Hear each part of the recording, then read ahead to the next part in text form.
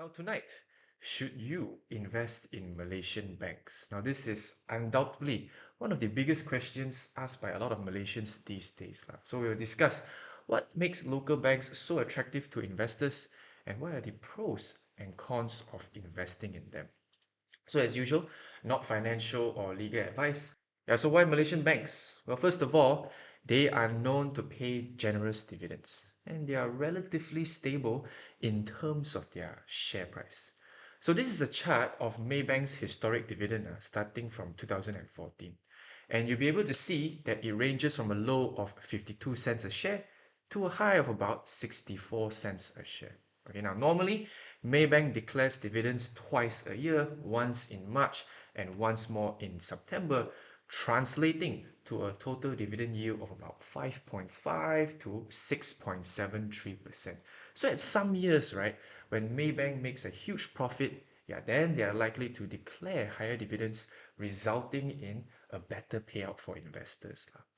And Maybank is obviously not the only company that pays juicy dividends.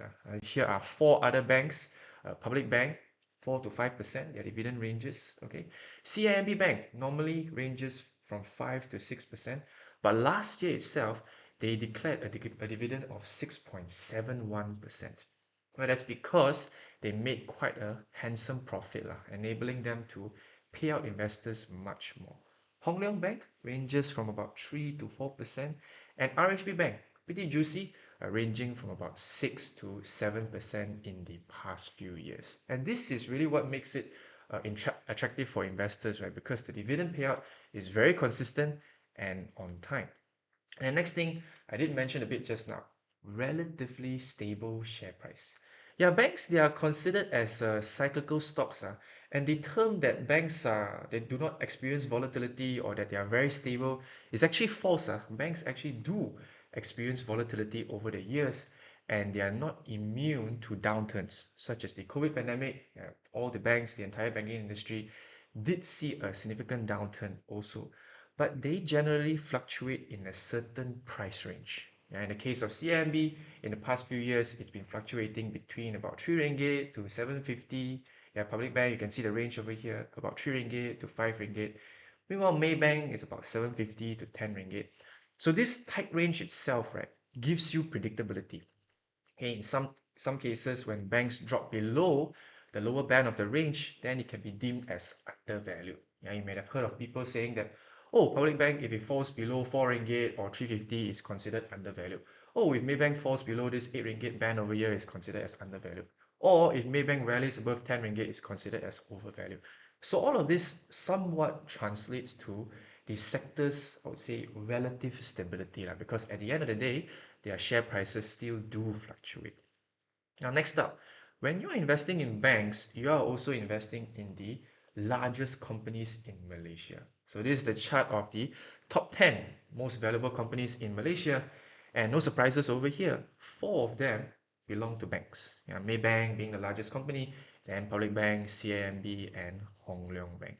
So when you have exposure to the banking sector, you know that you're investing in one of the more productive sectors of Malaysia. And next one, I would say the biggest pro over here is that a lot of institutions, especially local institutions, have big money in banks. EPF's top 5 local equity holdings, four of them belong to banks. Maybank, then Public Bank, then RHB, then CIMB. Okay, and in fact, when we take a look at Maybank's top 8 shareholders, EPF takes the second place. They hold about 1.455 billion shares. And ASB, Amanah Saham Bumiputra, holds the most shares. They have about 3.82 billion shares if you round it up. So for those of you guys who are investing in ASB right now and are wondering, hey, where does ASB's dividend come from? Yeah, a large portion of it, over 20%, comes from Maybank. And in fact, in terms of ASMB unit trust funds, majority of it have their largest holdings in Maybank. ASM2, ASM, ASM3. So when you're investing in the banking sector, right, you sort of know that, I wouldn't say you're making the right decision, but you're making a decision that is close to or equal to big financial institutions. Because a lot of them have a lot of money in these banks as well. Now, speaking of ASB and ASM, right? Just now I said Maybank is its largest shareholding, 21.32%. The second place of ASB is Sime Darby Plantation Berhad, over 2 times lesser. Now, meanwhile, ASM, their top three holdings belong to the three most valuable companies in Malaysia: Maybank, CIMB Group, and Public Bank. Obviously, there's no coincidence here. There is a big reason as to why they consistently invest in these banks. So pros aside, there are definitely a few cons as well. Okay, there are a few risks involved that you guys should know. And first of all, like what I said just now, banks are cyclical stocks, meaning when the economy takes a downturn, you do expect banks to take a downturn as well. So therefore, if you cannot handle volatility, okay, if you cannot handle like Maybank is at 9.59 right now, and over the next few months it drops to 8, and then you start to panic sell, right? If you're not a long-term investor, then banking stocks may not be for you. If you're looking to buy Maybank and then sell it within the next week, expecting to make a 2 to 3% profit, yeah, that's most likely not going to happen. Okay, so that's the first risk. There is a bit of price volatility involved. The next one being there is dividend volatility. Yeah, some of you guys may have heard of ex-dividend date, record date, payable date. So I'm not going to confuse you with all these terms. All you need to know is when a bank declares a dividend, during the X date itself, that is when the share price will retrace. Okay, so if Maybank declares dividend and the X date is at September, somewhere in September, like what I said just now, Maybank declares twice a year, once in March, once more in September, and during the X dividend date itself, you do expect to see a similar retracement depending on the amount of dividends declared. Okay, so in September, you see a bit of retracement over here, then March once more, then one more retracement in September last year, and then more recently, March, it has also undergone quite a bit of retracement. So as an investor, this could be used to your advantage. If you're planning to be eligible for the dividend, then make sure you acquire it somewhere here before the ex-dividend date. Or if you're looking to acquire it at a slightly lower price after retracement, right, after all the sell pressure, then you could choose to acquire more after the ex-dividend date. So these are the few things that you should know about, and they, at the end of the day, translate to risks. Now, another notable risk about investing in banks is that smaller banks tend to fluctuate more in price. Yeah, this makes sense. So think about Maybank, Polybank, and CIMB, they're huge, right? It takes a lot of money to move them. It takes a lot of money to move their share prices up or down. But in the case of Affin Bank, MBSB, and those smaller to mid-cap banks, right, because of their sheer size, their sheer small size, right, it takes very little money to manipulate them, and share prices tend to be more volatile. So that's one thing you got to take note of. And another thing about smaller banks is that their dividends are often inconsistent. Okay, so have a look at MBSB's annual dividend yield. Sometimes it can range from a low of 3.42%, sometimes to a high of 20.51%. Now, on surface wise, as an investor, you may say that, hey, not bad, what? 3.42% during the COVID pandemic. And sometimes I have a chance to receive 14.53% or so. So I'll take it. It's actually okay. But we are missing the most important thing over here. What is its historic performance? Yeah, since 2013, from its all-time high of about 2.74, MBSB has declined by 71.18%. So this is another big risk. Okay, before you invest in any particular bank, make sure you take a look at number one, its historic dividends. Yeah, whether it's consistent or not. I've shown you Maybank, and I've also shown you MBSB. If you're planning to invest in other banks, make sure you take a look at their historic dividends. Next, have a look at their historic prices. If it's on a steady downtrend while other banks are going up, or on a steep downtrend in the case of MBSB, like this example over here, yeah, then that should ring alarm bells, okay? And you should reconsider your investment decision, okay? But anyway, for those of you guys who are interested to invest in banks, there are two platforms that are well known right now. First one being Rakuten. So I'm currently using this one, as some of you guys may know. It allows you to invest in MY, US, and HK stocks, as well as 205 different types of ETFs from the US. And next one being Mumu. Okay, this one is pretty new, just got approved and regulated by the Securities Commission, and a lot of people are asking me to review it. Okay, unfortunately, I still do not have the time to go and create an account yet, but it's pretty attractive. They are actually offering 900 ringgit in Apple shares for your first deposit of 8,000 ringgit and above. So it's pretty juicy. So I may just look into Mumu in the near future, upcoming weeks. And if I do, I'll keep you guys posted. So moving on, let's talk about i-Saraan. For those of you guys who are self-employed, yeah, Grab drivers, business owners, sole proprietorships, homemakers or babysitters, etc., there is a special incentive. You can receive a 15% bonus for your voluntary contributions up to 500 ringgit per year. Okay, so now this benefit is on top of the tax reliefs provided by LHDN. So in 2023, if you voluntarily contributed any amount to LHDN, to EPF, you can claim up to 7,000 ringgit in tax reliefs. Next, there is a 15% bonus also. So if you contributed 1,000 ringgit, you get 150 ringgit, 2,000 ringgit, and there's 300 ringgit. To max it out is 3,334 ringgit. So even though you voluntarily contributed 5,000 or 10,000 ringgit, you will still receive the maximum bonus, which is 500 ringgit. And the self-employed category apparently covers a wide range of businesses. Okay, online business owner, small business owner, hawkers, night market traders, farmers, fishermen, taxi drivers, Grab drivers, delivery drivers all fall under this category. Freelancers, yeah, if you're doing jobs for like web designing, etc., right? Commission receiving agents, business owners, sole proprietorships, partners involved in goods and services, professionals with their own practices, homemakers, babysitters, and pensionable employees. So generally, right, if you're not receiving mandatory contributions from you or your employer, I think you're pretty much eligible, as long as you're below the age of 60 lah. So make sure you check, and to register for i-Saraan, just open your iAccount app and immediately they'll prompt you to register. Okay, so just click on that brochure or that link over there and you'll be able to see if you're eligible or not. And bonuses make a big difference. So if your yearly bonus, you contributed 100 ringgit per year, after 20 years, you get 3,739 ringgit. Now, I know it's not much, but if it's 500 ringgit per year, and after the 20th year, you almost reach 20,000 ringgit in bonuses. And that will easily translate to 3 to 4 months worth of your expenses during retirement, which could make a huge difference. Okay, so at the end of the day, if you're eligible, make sure you claim these incentives. Now, talking about the funds itself, right? For those of you guys who have always complained that ASM don't have enough quota, right? Limited quota, restrictions to non-Bumi, right? Actually, they have opened up 100,000 ringgit per person for ASM3 until the 26th of April. So you can actually register for an ASMB account, then immediately invest in ASM3. Okay, so the differences between ASM1, ASM2, and ASM3, I've touched on this before, is very minimal. Their returns are almost the same, okay, ranging from 4 to 5% every year. So if you do not manage to get units in ASM1, generally you revert to ASM2 or even ASM3.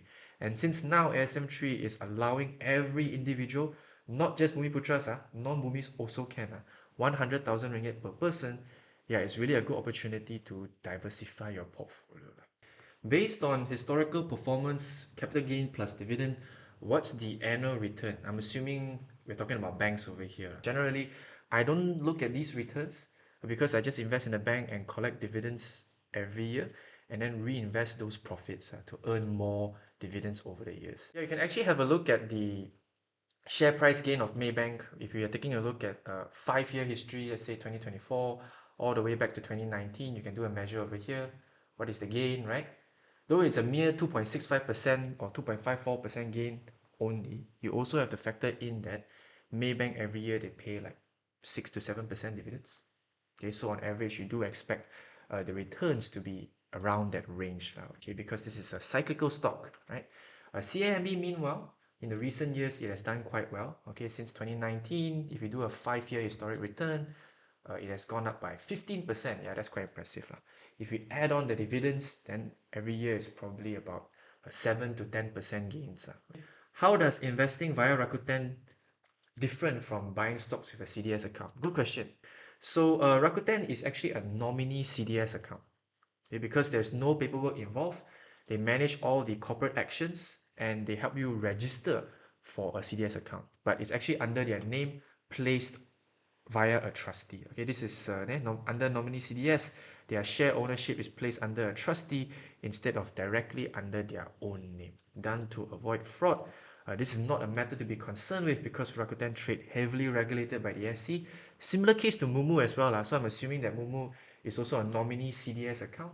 In the event that the company goes bankrupt, capital is protected as it is placed with a trustee instead of Rakuten Trade. So rather than having your own personal CDS account, when you open an account with Rakuten Trade, it's actually a nominee CDS account and your shares will be placed under a trustee.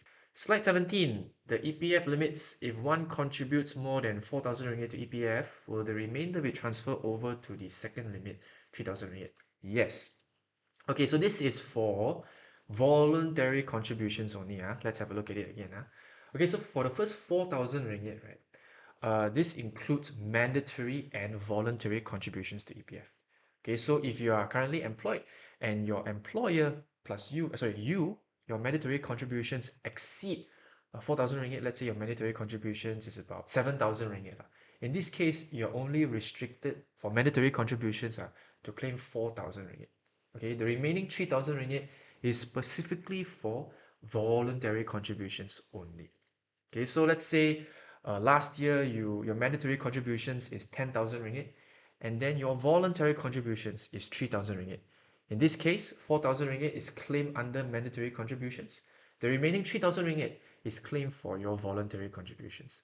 But if last year you didn't make any voluntary contributions, then the maximum that you can claim for your mandatory contributions is 4,000 ringgit, not 7,000 ringgit. Okay, so hopefully that clarifies some of the doubts. And a final example over here, let's say you are self-employed and last year in 2023 you contributed voluntarily 10,000 ringgit to EPF. So first of all, you receive this 500 ringgit bonus. I'm assuming last year they also did something like that, albeit much lower. I don't know what's the amount, but let's assume it's 500 ringgit now, okay? And on top of that, you get up to 7,000 ringgit in tax reliefs because both of this covers voluntary contributions. In Malaysia, is bank stock more attractive or REITs? Okay, very good question. I personally do not invest in REITs, so I have not done a lot of research on them. But I do know that this stock over here, UOA Development, okay, not trying to recommend stocks to buy over here, but I've heard of this stock before and I've been monitoring it. Every year it seems to pay about 7 to 9% dividends. Okay, so REITs could be quite an attractive investment option, but you have to bear in mind that it's a totally different industry. Okay, and if the real estate sector is not performing well in Malaysia, then you do expect REITs to tumble as well. Okay, and at the end of the day, I think this is more like a cyclical stock also because over the past few years, it has been cycling between sort of like a tight range, and you can somewhat relate it to bank stocks. Okay, the way you invest in it can be similar to how you invest in bank stocks. But make sure you do your own research. Two things that you need to check: their historic dividends. Okay, whether it's consistent, whether it's accurate or not, whether they do their payouts accurately and on time or not. Banks, you don't need to worry because on March and September, Maybank, Public Bank, CIMB, RHB, Hong Leong, they will definitely pay you dividends, no matter what the case. Yeah, albeit at if they do not make good profits, then it's slightly lower. As you can see over here, some years it drops to a low of about 5.47%, right? Especially during the COVID pandemic. But in terms of REITs, right, then it may be totally different. Okay, so another thing you need to check about REITs is also the historic share price. And in the case of UA Development, sure, from 2020 onwards, it may look like quite an attractive investment, but if you do a weekly chart to have a look at its historic share price, then maybe that's not the case. Okay, because historically, it has been on a bit of a downtrend. Okay, so that's the things that you guys have to consider before investing in quote unquote dividend stocks. Make sure that their share price is relatively stable over the years. I think that brings me to the end of my session tonight. Hopefully you guys learned something. Shout out to all our supporters, our gatherers, starting with Andrew, Wendy, Edward, Alex, CC, Is, Urshad, Caveman Balls, Kelvin, Tommy, Jinkang, Adrian, Jazz, Wenyan, Dean, Duhan, Sufi, Faris, Alan, Jackson, Rizan, Hudson, G, Jeffrey, Lawrence, Lukman, Jack, YC, Arif, and Christy, as well as all of our learner members. And I will see you guys in the next one, next Sunday, 10 p.m. Alright, guys. Good night. Bye. Stay safe.